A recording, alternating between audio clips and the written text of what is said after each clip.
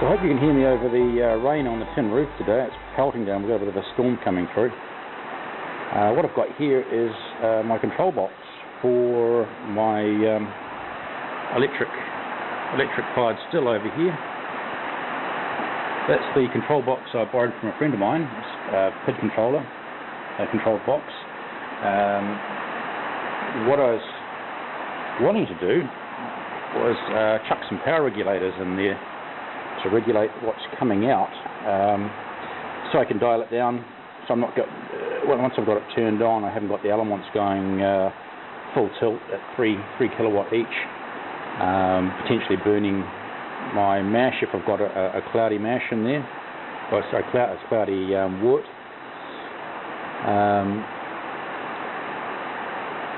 So I ordered a couple of 10 kilowatt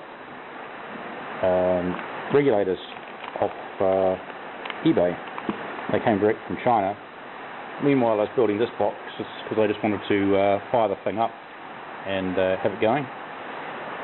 And these turned up about 3 days after I ordered them. Apparently, a slow boat from China is now 3 days, which was very impressive. All they are is a unit with a heatsink and the cable there that hooks to a digital control box there. There we are.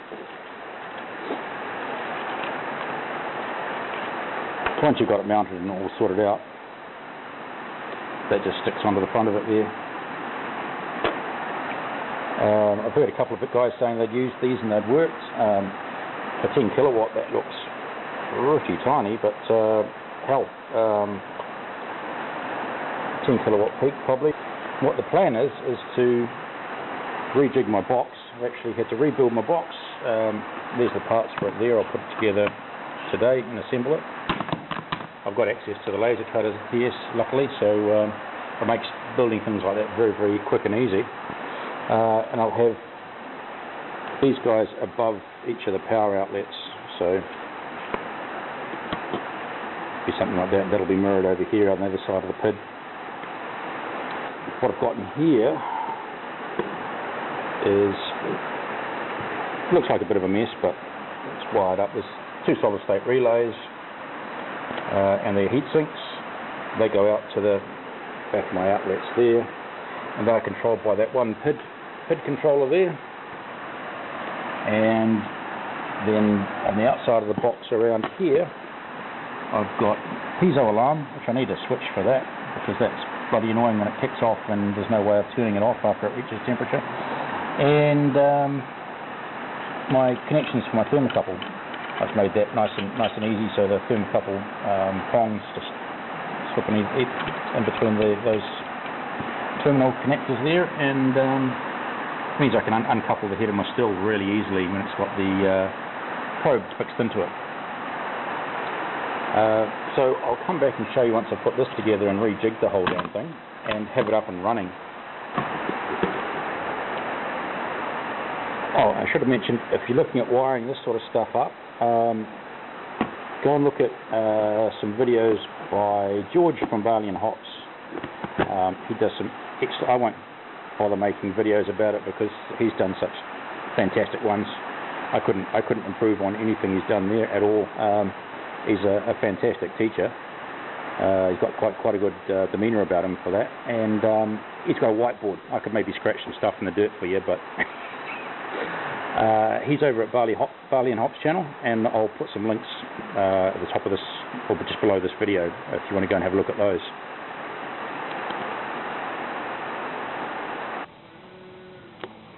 So that thing laid out here, all the panels populated.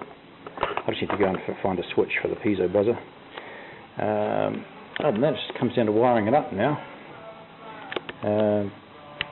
Yeah, that's all a bit complex when it's laid out like that, but when you trace it through and track your wires as you're hooking it all up, it's not that bad. I got a bit flash with the laser cutter, put my logo on there. So yeah, I'll go and hook this up now and come back and give you a show and tell once it's all wired up and put together.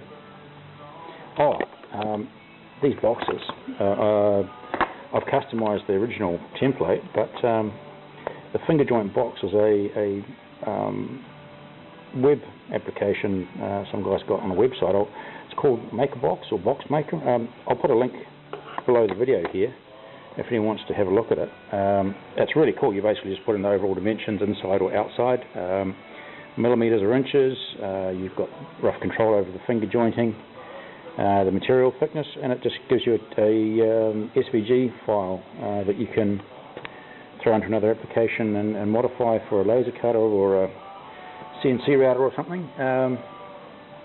I grabbed the basic template for the box and then modified it just to put all my inserts and holes and stuff to get cut with a laser cutter, but I can just tap them after that. But that little web application saves a lot of time just making the template for the box sides, and it all just finger joints together real nicely. This is the revised version here, all wired up. It looks like a complete mess of snakes, and it kind of is, but I've followed everything through from start to finish and checked all the paths for everything. That should all match up. Only my concern now is just the amount of heat sinks in there, and potentially the amount of heat that might be generated. I'm definitely going to need to throw a computer fan on there. And just before I fill up the case and just encourage all this mess into place, I could shorten some of those wires later on definitely, but you'll notice I've gone through and earthed everything. All the heat sinks are earthed together, just so there's as little chance of getting fried as possible. And then obviously there's earths on these guys here. So this is my control box all screwed together. What remains is to be fired up. The way it works, there's the two different pins coming in here.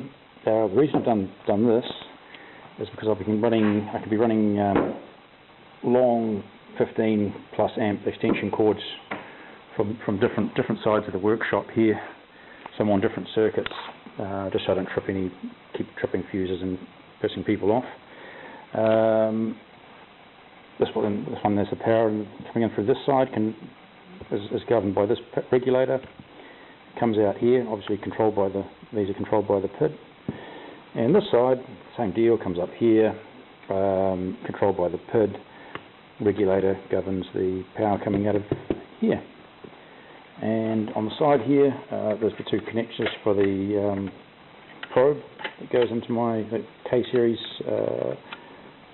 thermocouple probe that goes into my still head, piezo buzzer, and then there's just a little switch there for the piezo buzzer, so that when it's up to temperature and it goes off, I can turn the piezo buzzer off or reset the piezo buzzer and reset the PID, and just have the piezo buzzer go off when it attains a slightly higher temperature, or just turn the damn thing off, because it will be annoying as hell if it's constantly switching on and off as the PID goes over temperature, below temperature, and just keeps regulating things. So there she is. The box I know is not watertight like the ABS electrical boxes.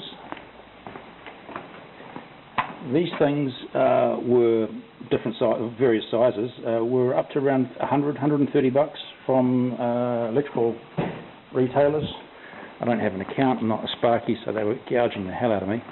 This thing is not watertight. I know it's not a deal, but it's free basically. I just got used to the laser cutter. I could make it up myself out of scrap materials that's in the scrap bin.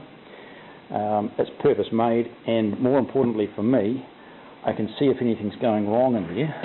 If there's any sparks, any smoke, any of that kind of stuff, I can see it straight away. If there's smoke wafting out of here, I just can flick the whole thing off. I can kind of get an immediate visual if anything funky is going on in there.